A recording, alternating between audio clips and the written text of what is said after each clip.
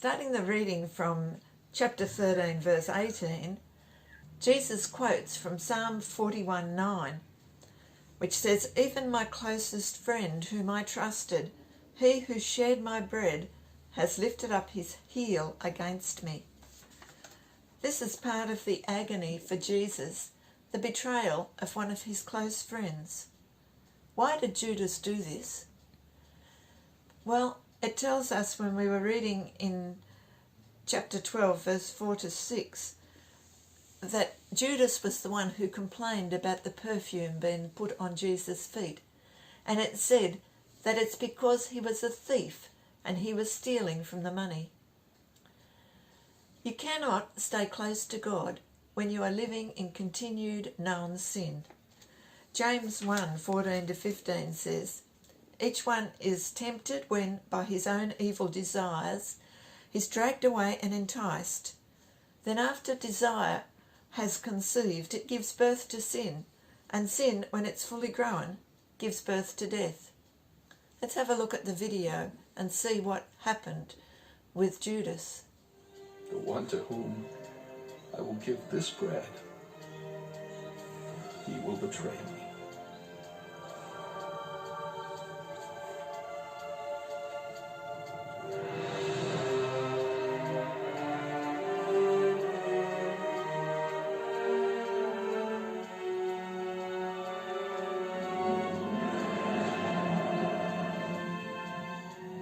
What you are about to do quickly.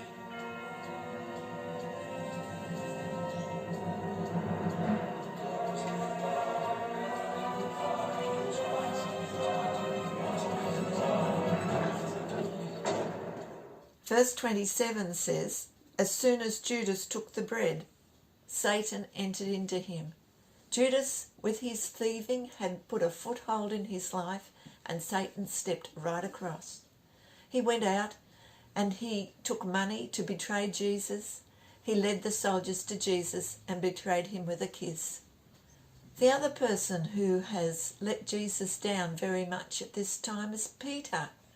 Look to verses 37 to 38.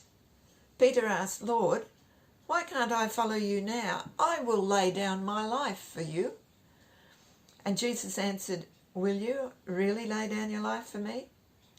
I tell you the truth, before the cock crows, you will disown me 3 times. And that is exactly what happened. Peter was impulsive and he thought he was very courageous. When Jesus was arrested, he drew his sword and he cut off the ear of the servant of the priest. But in the cold light of reason around the campfire later, Peter 3 times denied that he even knew Jesus. And when he did, it tells us in Luke 22, Jesus looked at him. Peter just dissolved and wept.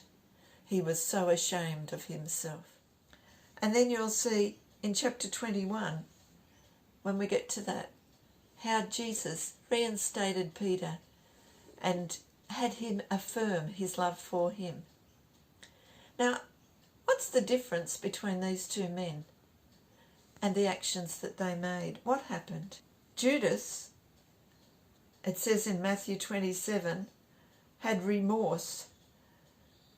He went back to the Pharisees, threw the money at them, and went out and hung himself.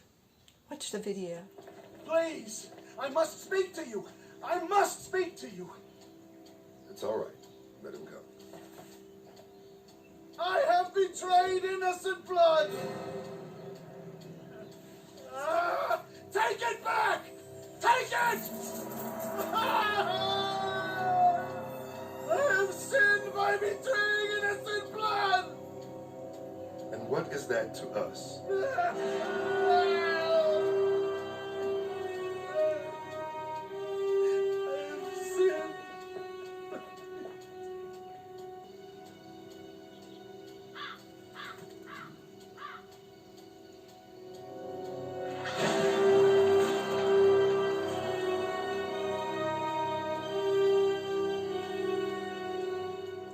Peter, on the other hand, let that failure drive him towards God. In Luke 22, it tells us that Jesus said, "Simon, Simon, Satan has asked to sift you as wheat, but I have prayed for you, Simon, that your faith may not fail, and when you have turned back, strengthen your brothers." Jesus reinstated Peter. His faith was the rock upon which Jesus built his church. Peter used this failure to build strength and spiritual courage. The difference is what sort of sorrow you have. 2 Corinthians 7:10 says, "Godly sorrow brings repentance that leads to salvation and leaves no regret, but worldly sorrow brings death." Peter was sorry that he had let Jesus down, and he wanted to come back and to serve him. Judas was sorry that things hadn't gone the way he wanted. Perhaps he thought he could twist Jesus' arm and make him come out as the warrior leader that he wanted. And when it didn't happen, it led to his own death at his own hand.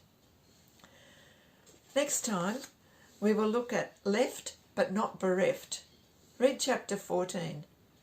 Is there any other way to come to God except through Jesus? How can we do greater things than Jesus did? And what does Jesus mean when he said he will not leave us as orphans? Bye.